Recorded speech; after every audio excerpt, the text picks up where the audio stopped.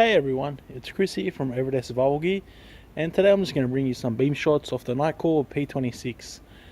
This light is hot off the press, well at least for me because I only got it like yesterday, and yeah, haven't had a chance to play with it yet, so this is the first time we're out here together playing with it. That sounds really sus, eh? It's not always I like to play with it with other people, but sometimes, you know. Yeah, so basically, what is it? Well, it's a Nitecore light. Nitecore P26 uses a Cree XPL HI, so the high intensity V3, I think. I think it's a V3. Yeah, and appears to be a pretty cold white tint. Uses a SMA reflector. Has AR coated glass, all the usual standards. Basically, it's only got a rear clicky switch, and it has a infinitely variable control. I don't know what Nitecore calls it because I haven't been through it, but basically it's got a ramping mode, so you start all the way down here. So this will be the lowest mode, which is 0.5 lumens. So I'll show you guys, it's still definitely on. That's actually brighter than 0.5 lumens, but yeah. Can we go lower? No, that's as low as it goes. If I show you guys on the ground, it's still on. And then we can choose any mode between 0.5 lumens to about 1000 lumens. I'm yet to have done my own testing to see if it goes brighter than 1000 lumens. But before the review should be out, not this week, probably end of next week, hopefully. I should be able to tell you guys how bright it really is. It appears really, really bright.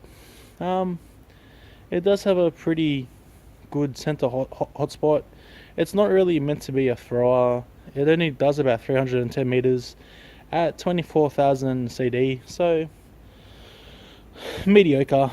But yeah, like it's probably got like 30 mil reflector, maybe 28, 30 mil. If I can get the header part, I'll definitely show you guys. So this is it on, I guess you could call it turbo mode, but there is really no modes. Actually, surprisingly, the light's getting pretty warm. It's like a 9-degree night here, and I can feel the light getting warm. It's probably why, because it's a little bit cool at night. And there we go.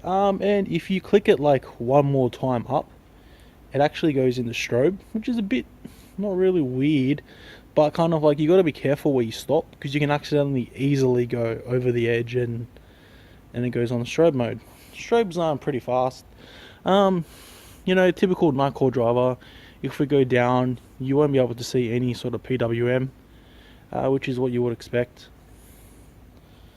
Yeah, so when I first got this, I put in a IMR cell, and you know, the IMR cells, they're not protected and pretty short, and it wasn't making contact, so I had to take it back out and put in a bigger cell. So right now I've got a pretty standard cell in here. You shouldn't need anything too high drain.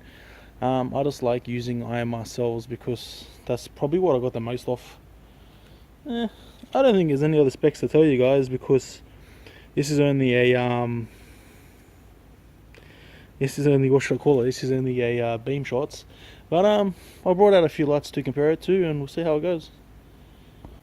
Oh yeah, by the way, I should tell you, I got the light from Fast Tech. They sent it to me for review, so I'll leave the link in the description. That's the tree at 100 meters. You can see it gets there okay. Like, it's not going to get there the best. Ooh, that switch. Also, other thing is, the switch isn't hard to move, but then it's not super easy to. I'm sure after a bit of time it'll become easier, but right now it's a little bit stiff. But not too stiff, but yeah, I was supposed to show you guys some other lights. Let me grab the C8.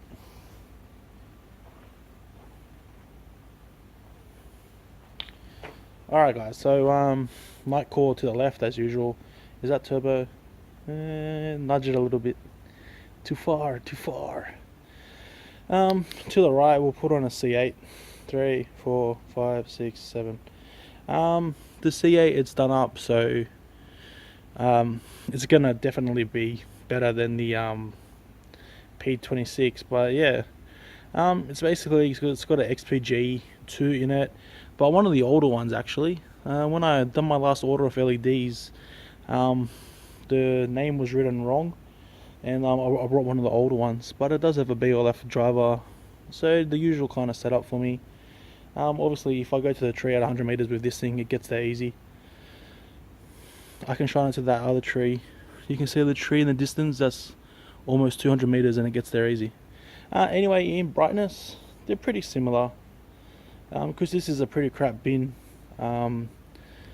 XPG, I would expect them to be pretty similar in output wise. I've actually brought out the Nitecore Concept 1. I'll put that one on next and see how it goes against the P26, is it? Yeah, the P26. Alright guys, so Nitecore P26 to the left, and as usual, the competitor to the right. So yeah, that's a Concept 1 to the right. You know, basically it's like pretty much double the lumens, but yeah. This is a comparison. But you know, completely different beam patterns, and they both got completely different jobs. Why you'd carry one compared to the other. So yeah, pretty cool. So far, you know, using the P26 for a day or so, it's built really well, typical Nitecore quality. It's a very beefy light. It's built like a tactical light. It's got a tactical ring on it, so it's got that tactical feel to it. It's got so yeah, it's got a few things to make it a little bit more rugged to your normal light. Pretty much that's all the beam shots I got. We can go back to the tree, but that's about it.